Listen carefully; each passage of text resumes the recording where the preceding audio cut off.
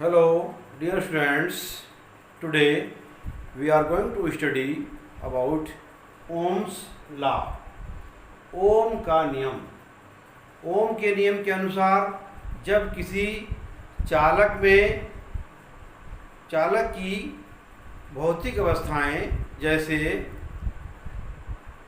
तापमान, उसकी लंबाई में कोई परिवर्तन ना हो तो चालक के सिरों पर लगाया गया विभवांतर तथा चालक में बहने वाली धारा का मान नियत रहता है।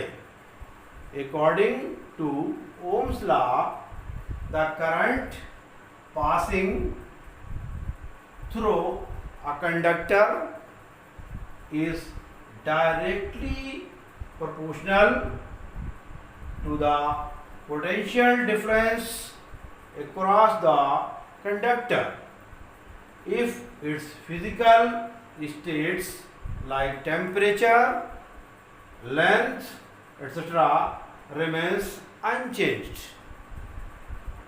अगर चालक की जब कोई चालक में उसकी भौतिक अवस्थाएं जैसे उसकी लंबाई या तापमान ना बदले और उसमें तो सिरों के बीच विभवांतर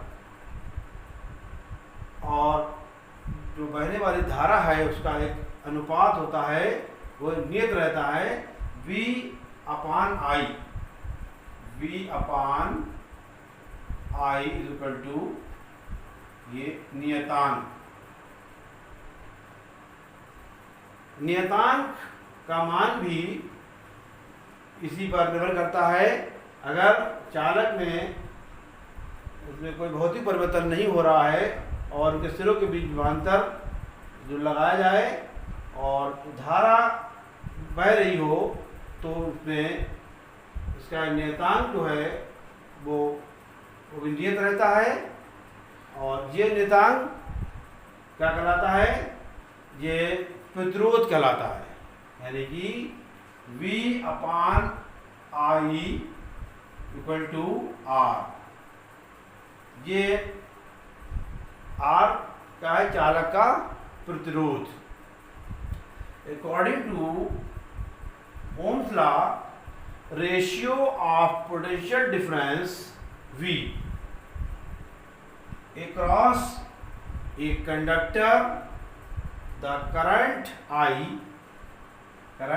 I flowing through it is a constant.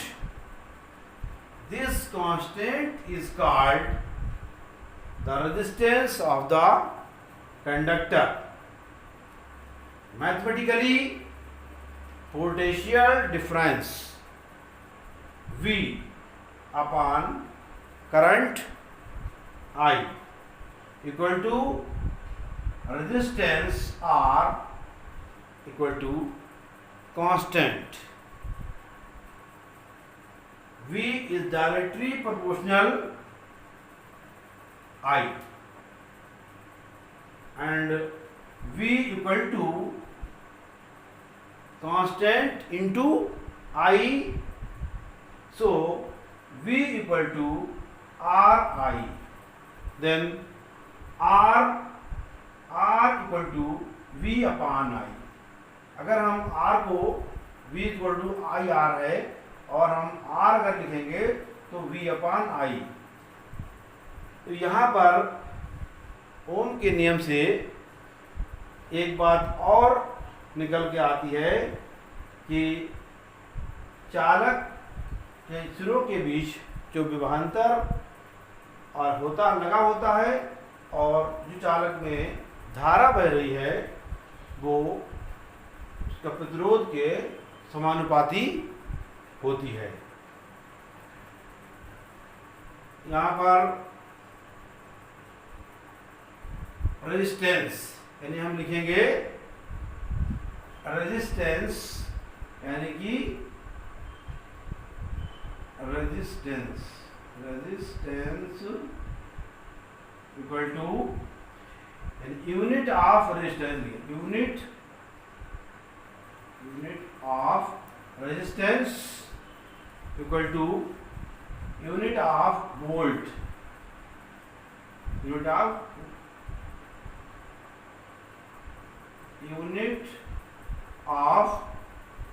Potential difference upon unit of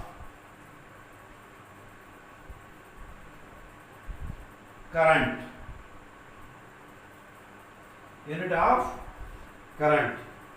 so unit of resistance equal to ohm equal to unit of potential difference volt upon unit of ampere equal to current की unit होती है ampere, तो ओम equal two volt upon ampere.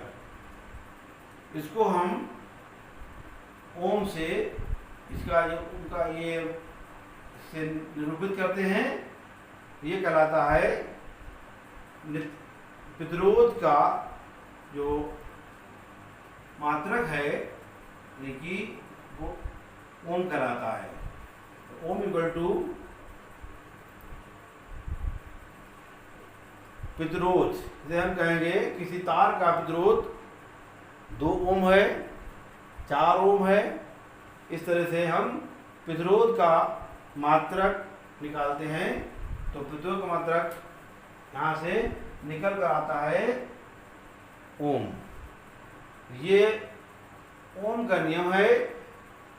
ओम के नियम के अनुसार जब किसी चालक में कोई भौतिक अवस्थाएं उसकी ना बदलें, जैसे कि तापमान या उसका टेम्परेचर या लंबाई ना बदले, तो चालक के सिरों के बीच विभवांतर और उसमें बहने वाली धारा जो है वो उसमें नियत रहती हैं।